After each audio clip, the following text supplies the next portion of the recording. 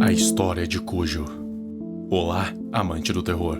Vocês muito provavelmente já ouviram falar do tão aclamado Stephen King, não é? Mas muitos apenas o conhecem pela sua principal criatura de seu universo de horror, Pennywise, o palhaço dançarino. Mas eu quero que saibam que Stephen King tem muito mais de onde essa veio, e hoje eu vou lhes contar uma de suas histórias, que não tem nada a ver com o sobrenatural, mas o horror ainda é o mesmo. E é uma coisa que pode muito bem acontecer na vida real, a história do cachorro Cujo.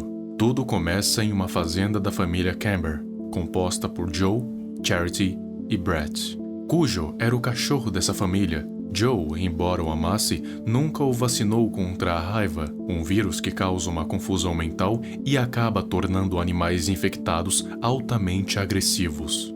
Um dia, Cujo estava perseguindo um coelho pelo campo em torno da casa, até que ficou com o focinho preso em um pequeno buraco, onde havia um morcego infectado, adivinha com o quê? Com a raiva, que então mordeu o seu focinho, o infectando também. Charity estava querendo distância de Joe por ser um marido abusivo, então ela e Brett saíram em uma viagem para a casa de sua irmã Holly, em Connecticut, enquanto Joe ficou em casa. Logo quando os dois saíram, Cujo, já infectado pela raiva, voltou, entrando na casa do vizinho, Gary Garvey, e então o estraçalhou. Depois disso, Joe foi até a casa de Gary para chamá-lo para ir a Boston. Só que ele o encontra morto, e antes de poder sair para pedir ajuda, Cujo o encontra e o mata também. Agora, uma outra família entra na história. A família Trenton, cujos integrantes são Vic, Donna e o filho de 4 anos, Ted. Ela também tinha seus próprios problemas, porque Vic descobriu um caso de sua esposa com um instrutor de tênis. Por causa de problemas na empresa, Vic teve que fazer uma viagem de negócios até Nova York. Enquanto isso, Donna e seu filho Ted foram até a oficina dos Cambers para consertar o carro que já estava apresentando problemas. Quando chegaram lá, o carro, que já não estava nos seus melhores dias, acabou quebrando. Mas que sorte, eles estavam logo na oficina, só que vazia. Quer dizer, quase. Tinha só um residente, Cujo.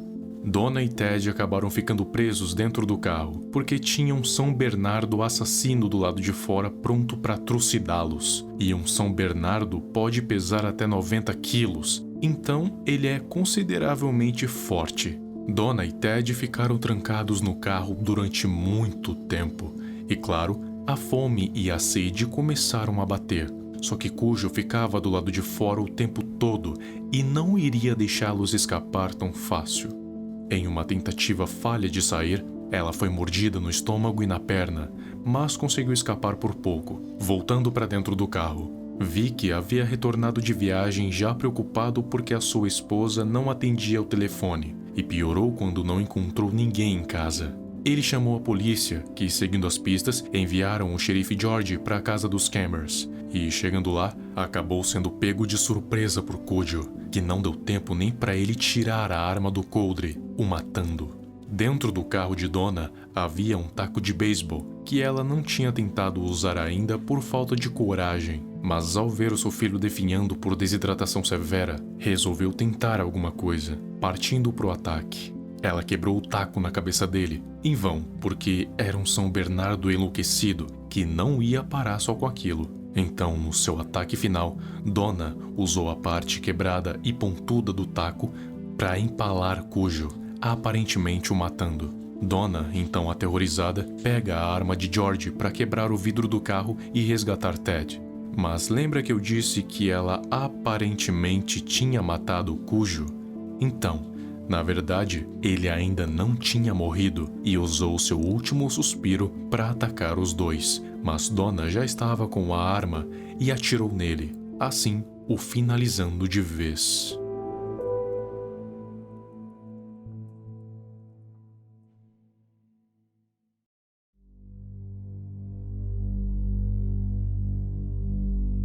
É agora que vem a pergunta. Para que foi essa história? Bom, eu me inspirei no vídeo anterior para contar ela. Sabe, o que eu fiz sobre o medo do mar e o medo do desconhecido. Aquilo é um terror real, porque realmente você não tem só o escuro para temer. Aqui também é um terror real, porque quantas pessoas já não foram atacadas por animais com raiva e pereceram? Mas o que torna essa história especial é justamente a habilidade dela de mexer com coisas que consideramos praticamente sagradas, tipo animais, no caso, cachorros. Não imaginamos esses seres tão dóceis, tão inocentes, tão amáveis, como assassinos implacáveis, sanguinários e cheios de ódio puro. E é isso que essa história de Cujo faz. Ela traz justamente esse lado.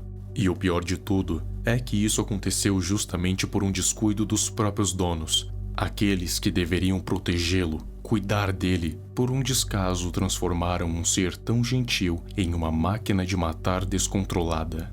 O verdadeiro antagonista de toda essa história não é Cujo, nem mesmo o morcego que passou raiva para ele, e sim Joe e Charity Camber, que além de negligenciarem a saúde de seu próprio animal, colocaram a si e a outros em perigo. Não foi Cujo que matou o vizinho, o xerife e quase matou 2 membros de uma outra família, e sim aqueles que foram irresponsáveis quanto à integridade de Cujo, de si mesmos e de outros. Então a moral que essa história deixa é: se você se dispôs a ter algum tipo de animal, é melhor você cuidar bem dele.